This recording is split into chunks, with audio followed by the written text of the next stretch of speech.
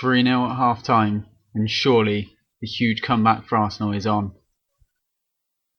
But no, it didn't happen. Hello and welcome guys to the 6th episode, I do believe it is, of Football Analysis. And today I'm slightly disappointed to be bringing you the Arsenal AC Milan result.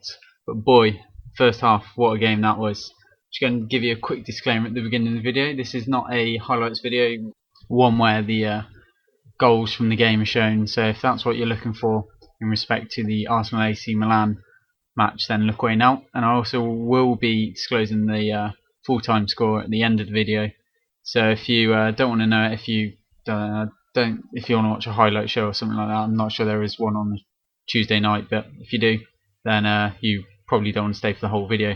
But anyways, I'm going to jump right into this, and by George, was the first half exciting.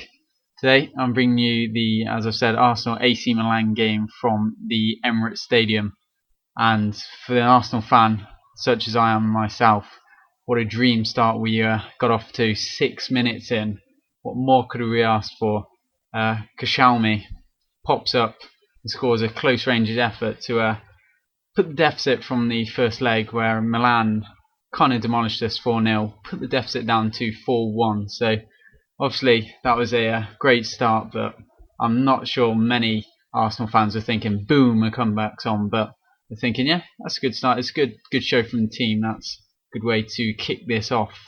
And then, you know, it was quite a meaty affair. There were some tackles flying in, a couple of early bookings for Sanyo and Gibbs on the 12th and 14th minute, but that was kind of expected. Well, I definitely saw it coming, but you know, other people may have differing opinions. But in the 25th minute, that guy who hadn't scored for a 2-year goal drought until the Spurs game, Rosicky, pops up to make it 2-0 from deep inside the penalty area. So, man, at this point, 25 minutes in, Arsenal at 2, deficit down to 4-2. I had the radio on at this point. I was thinking, you know what, I'm believing this could in fact happen.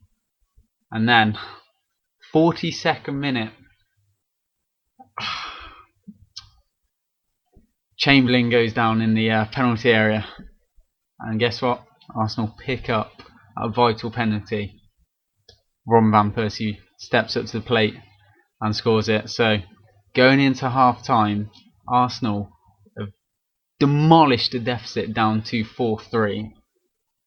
I was buzzing. I don't know what you guys were doing, but I was absolutely jumping.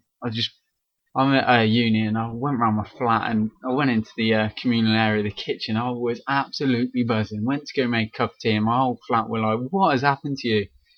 But yeah, so that was what happened to me. I was just over the moon. And then I went down to the student bar, as it is, to go watch the second half, as I was trying to do some work, but obviously that wasn't going very well. Disappointingly though, the second half did not go to plan. I was on Twitter at the 45th minute, and that was just blowing up. It was absolutely crazy. It's one of the nicest things I've seen as an Arsenal supporter in a long time, apart from obviously the Spurs game. But mate, it was such a good feeling. You could just get the buzz and just feel, you know what, this huge comeback in which Arsenal would love to have got, even though we did have a great game against Spurs, that would have been amazing. But as you can probably tell, it did not happen.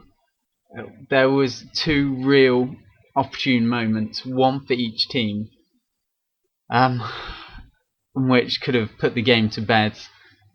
First one did fall to Arsenal, and fair play to the Milan keeper. He made an absolutely huge save. Abati was that was, I think, the defining moment of the game. What it was, ball came in, Jorginho picked it up, shot was deflected. Abati was diving to his left, saves it with his feet, falls to Van Persie. At this point, for about 5 yards out, you're thinking Van Persie's got that. It's 4-all. He goes for a little chip over him, and it doesn't come off, and he saves it. So it was a cracking double save from him. And I was thinking, when I was down there watching it, I thought that's the defining moment. That hasn't gone in. I don't think this is still on. And my fears were confirmed with there weren't really many other chances. We had a few nice moves which we were trying to get it into the box to create this one last chance in order to take it to extra time, but it didn't happen. We had Sanya forcing a save at about the 66th minute. We did give away some free kicks though to Milan, and Ibrahimovic did have an absolute screamer into the wall. If that didn't go into the wall, that could have gone like a rocket past Szczesny, I feel. But there was this one point in which I thought Milan were going to put it to bed. I can't remember exactly who the player was. But what it was, it was. Oh, I'm just buzzing too much. It was such a good game, even though we lost. But Milan had a pretty nice move, and it was kind of a due goal. It was going to be for FIFA. I think it might have been Ibrahimovic crossed it over, and this one player, open goal, Szczesny to his right, he could have buried it, and he toe poked it into Szczesny. I thought the hope came back again. Everyone in this student bar went crazy. We were like, this could still be on. But apart from there, not a lot else happened.